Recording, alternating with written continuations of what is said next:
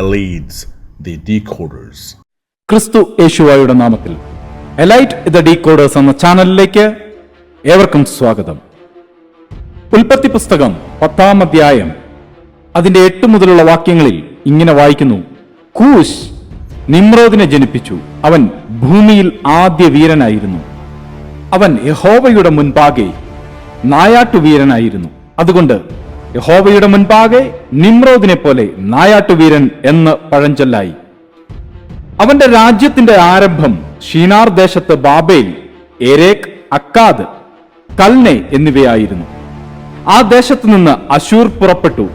നിനവെ, രഹബോത്ത് പട്ടണം, കാലഹ്, നിനവയ്ക്കും കാലഹിനും മധ്യേ മഹാനഗരമായ രേഷേൻ എന്നിവ പണിതു. ആരാണ് നിമ്രോദ്?